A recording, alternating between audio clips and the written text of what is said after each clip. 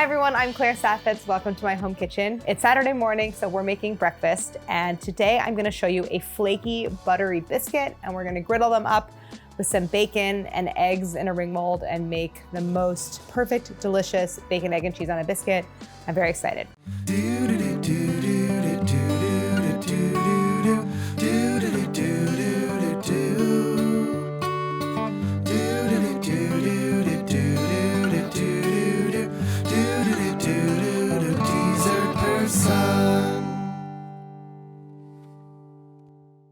Before I get into the recipe, I want to thank our friends at Made In for sponsoring this episode. Made In makes a ton of cookware, but I really love their carbon steel griddle. I've used it so many times in episodes of Dessert Person. We've taken it outside, like over the campfire. It's oven safe up to 1200 degrees.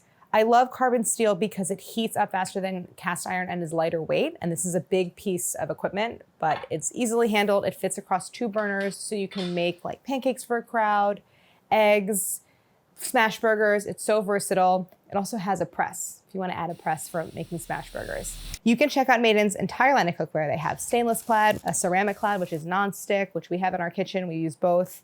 You can go to the link in the description below, check out their carbon steel griddle, and you can get a discount off of your total order. So I want to thank Made In for sponsoring, and now let's get back to the recipe. So for the biscuits, I have some all-purpose flour, a little bit of sugar, not enough to make it sweet, baking powder and baking soda, salt, 2 sticks of butter that's thinly sliced, sour cream, and whole milk.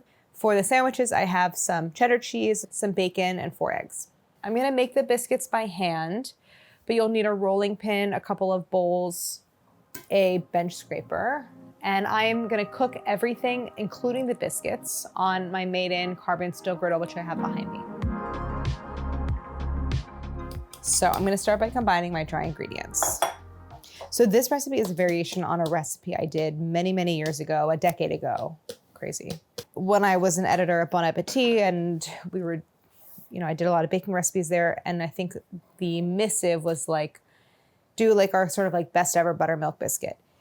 And I went with a kind of a lower moisture buttermilk biscuit because the lower the moisture, the more it's gonna like hold its shape, and had a very high butter content and got crazy layers, like a very, very lofty biscuit. And it wasn't dry, but the dough itself, didn't have a lot of moisture. So this has a little bit more moisture. It has a little bit more baking powder, a little bit more sugar, and a little bit more liquid. All right, so I'm gonna mix all this together. Let me grab the milk and sour cream. I'm gonna mix them together and then get that back in the freezer so that stays cold. So now I'm gonna grab the butter, and the first step in making biscuits is to work the butter into our flour mixture. So I cut the butter for these biscuits a little bit differently than I would for like pie dough. I thinly sliced it. The problem was last night when I was doing this, it was kind of hot and the butter was a little soft. So I have to kind of separate all those slices. And the idea is that the slices kind of flatten into these thin sheets and layers and then form all the layers in the biscuit. Okay. So I've smashed most of those pieces and I've kind of flattened them further. Now I'm gonna make a little bit of a well in the center, and I'm gonna grab my dairy. All right, so I'm gonna start by drizzling in my milk and sour cream mixture. Again, you could just use buttermilk for this if you have any at home. And I'm using the fork instead of my hands because whenever I'm working liquid into flour, I like to use some kind of utensil just to keep my hands clean, because your hand will get wet and then everything's gonna stick to it. So this just helps to work a little cleaner. And I'm kind of lifting up to expose some dry areas to get the liquid in contact with the flour there. Okay. Hi. All right. Bye. Bye-bye. Bye-bye. So I'm just working this until the liquid is absorbed. It does not have to be well mixed at all. And I'm gonna turn it out onto my work surface. Now be sure to scrape the bowl out. You want everything out of the bowl. So I'm gonna use my bench scraper to chop up the mixture, sort of turn it and push it back into a pile in the center. And as I'm doing this, I'm breaking up the pieces of butter. I'm also taking the clumps that have formed from the dairy, from the milk mixture, that are kind of wet and breaking those up so then they can come into contact with the drier flour area. So I'm just, in other words, I'm distributing the moisture evenly.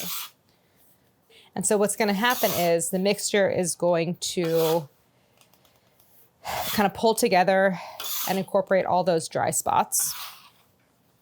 So the test is if you gather a little handful of the mixture and you squeeze it, does it hold together?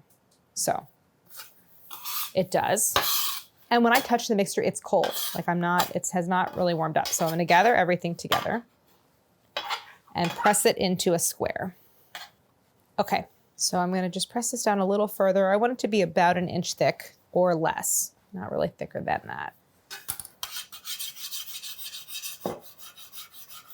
I have this little container that says bench. This is bench flour, meaning it's like extra flour for rolling out on a work surface. So I'm gonna cut this into quadrants and I'm gonna stack the quadrants so that all the layers I'm getting, like of all the pieces of butter in there, I'm flattening them and also increasing the number of layers by 4. If at any point, this mixture still feels pretty cold, if at any point it's feeling warm and maybe the butter's getting really soft, that's when you should chill it. It should really, at that point, be in even the freezer to get it really cold, because it's going to kind of compromise the formation of those layers. So the third piece is going to go on top, and try to keep them pretty well aligned. Okay. So here I have my stack. I want to roll this out again. So we want to flatten this. And I'm going to just sort of use my hands. You can use the scraper to keep things nice and tight. And now I'm going to roll it out with the rolling pin. I'm going to roll it down to about something a little more than an inch thick, maybe like 1.25 inches. Okay, so I think that looks good. I'm going to now cut my biscuits. They shrink a little bit when they bake because from moisture loss. So I think I'm gonna use the largest cutter. And my plan today is to make 4 sandwiches. I can get more than that from here, but I would have to re-roll the scraps. So I'm gonna get like 4 clean biscuits, and that's what I'm gonna use to make the sandwiches, and then I'll re-roll the scraps and those will just be like extra. So whenever you're doing biscuits, you press straight down, and once you get to the bottom, give it like a little wiggle. I'm grabbing a plate because I'm gonna freeze these biscuits. I wanna get them really, really cold before I bake them. So I'm just sticking them on a plate so I can transfer them to the freezer easily. Press. So these are quite large biscuits. And now I'm gonna get these in the freezer while I re-roll the scraps and cut a few more.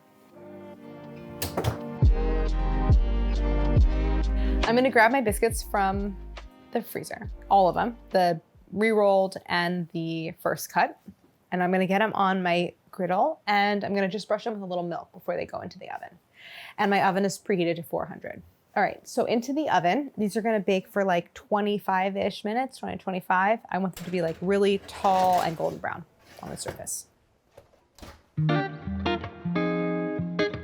While my biscuits are baking, I'm gonna do the other prep for the sandwiches. So I'm gonna scramble the eggs because I think you're gonna get a better egg texture with a egg that's beaten versus just like a whole egg with white and yolk separate.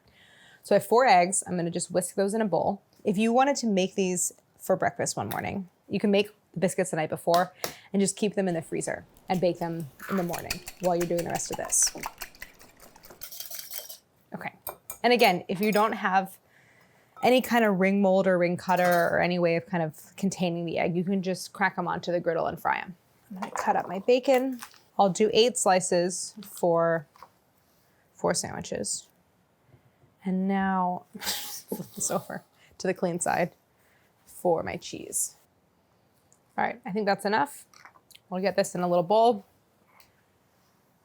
And then all this we're gonna bring over to the stove. I'll grab my salt and pepper, and we'll be ready for assembly of the sandwiches once the biscuits are done. The biscuits baked for about 28 minutes, so a little over, and I'm gonna pull them out. They smell so good. The tops are golden brown. Oh my gosh, they look and smell so good.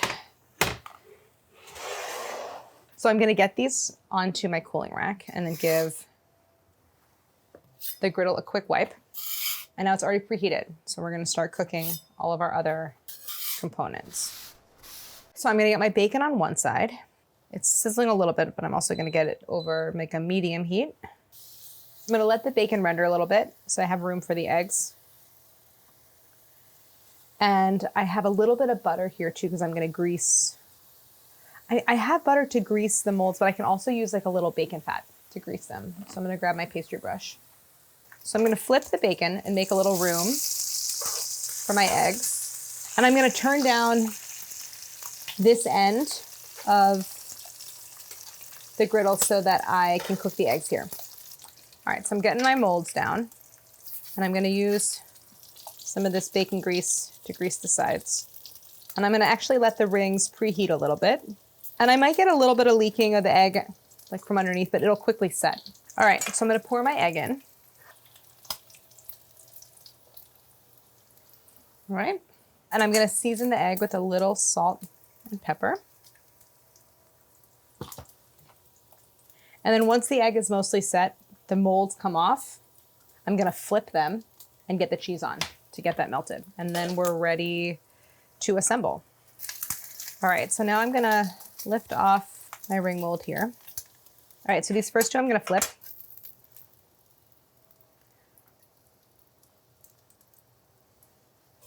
All right, bacon is basically done. All right, I'm gonna move these eggs to the cool zone now.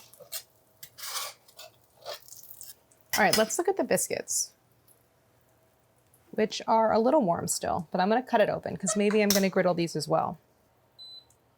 I'm gonna get the back burner on again, and we're gonna griddle our biscuits. Like that one actually almost kind of fell apart. The griddling is gonna help that.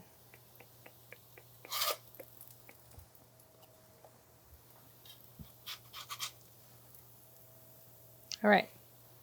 I'm taking off the biscuits because they're kind of finishing on that griddle. They're turning nice and golden brown. I'm just gonna finish browning those last two, and then we're gonna put them together. I mean, this part's easy. Egg goes on top, it fits perfectly. I was thinking 4 slices of bacon, but that feels like a lot. So we're gonna do 3, so I'll have a little extra. A little hot sauce on one side. Oh my gosh, doesn't it look so good?